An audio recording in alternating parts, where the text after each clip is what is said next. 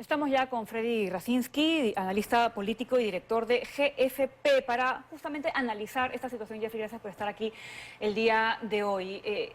Estábamos comentando que Dina Boluarte parece que ha cambiado su discurso, es mucho más agresivo, ya no solo contra la prensa, contra los caviares, habla de acoso político, habla de un golpe blanco.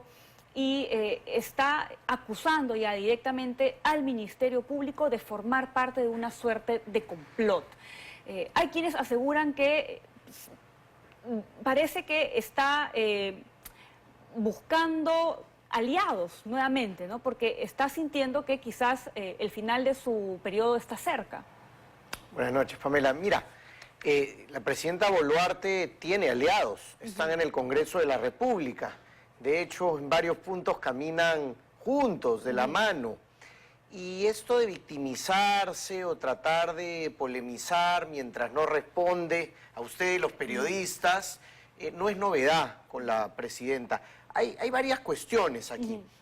Por un lado, se tiene esta paradoja entre una presidenta que tiene unos niveles de desaprobación enormes y una agenda en la que se le reclama gestión por algunos temas concretos y ella responde con victimización y con polémicas que al final creo pierden en ambos lados. Me refiero a las polémicas con el Ministerio Público, por ejemplo, ¿no? Porque creo que también se equivocan desde la Fiscalía de la Nación en entrar a polemizar y digamos, antagonizar con el gobierno. Creo que es un error.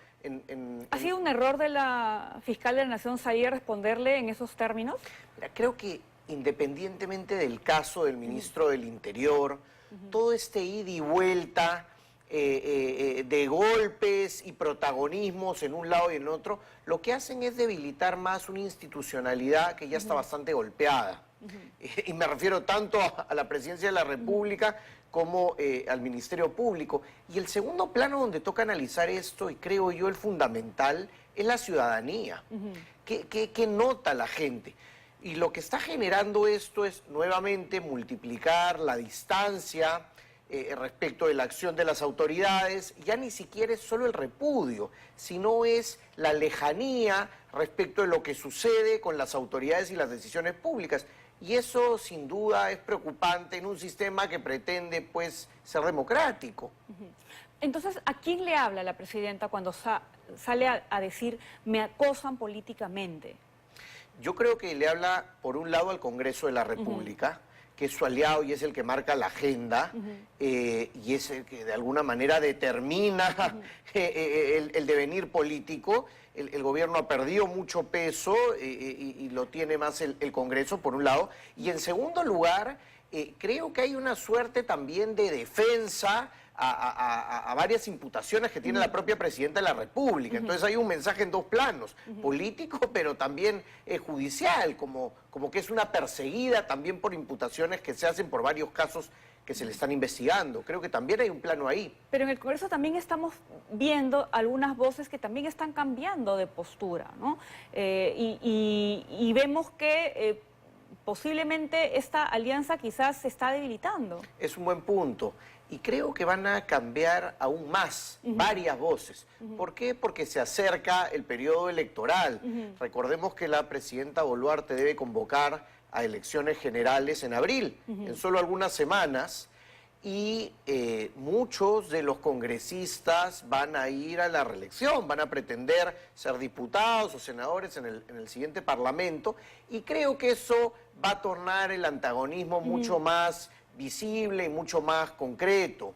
Entonces no me sorprendería que ese tono cambie notoriamente en los próximos meses.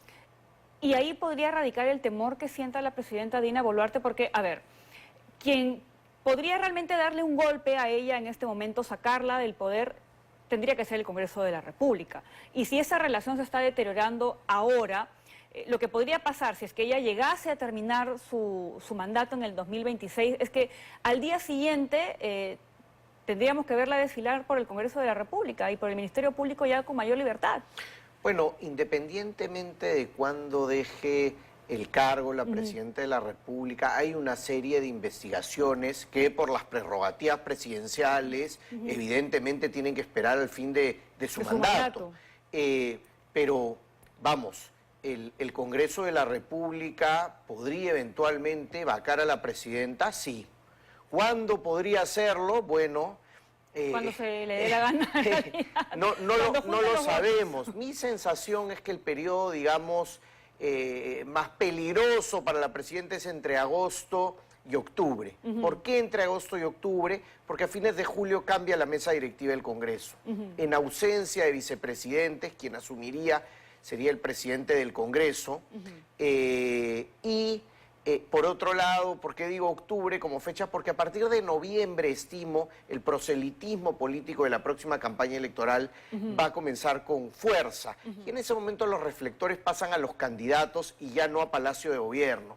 Dicho esto, hasta el momento no se ve una vocación, una voluntad en el Congreso de asomar una vacancia, pero como bien anotabas, eso puede cambiar conforme a los intereses digamos, electorales o a la agenda mediática o de campaña de ciertos grupos políticos. Porque son esos grupos políticos los que ahora son sus aliados, ¿no? Que posiblemente vayan a repetir el plato, no digo los mismos congresistas, quizás otros, pero va a estar ahí Renovación Popular, Fuerza Popular, ¿no?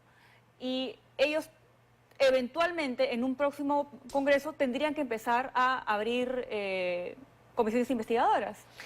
Claro, pero desde el punto de vista de la vacancia, digamos, ahí la dicotomía, los puntos en discusión es, por un lado, generar la inestabilidad que implica un nuevo cambio de gobierno, y por otro lado, digamos, la poca rentabilidad política en términos electorales de estar cercano a una presidenta tan impopular, tan desaprobada y tan repudiada por millones de peruanos. Entonces, eso es lo que van a de alguna manera sopesar, creo, las agrupaciones políticas, porque eventualmente la vacancia es una acumulación de votos a partir de una decisión política, independientemente de los procesos judiciales que tendrán su curso y serán posteriores para la Presidenta de la República. Es decir, podríamos estar... Como varios de nuestros expresidentes, ¿no?, que están procesados.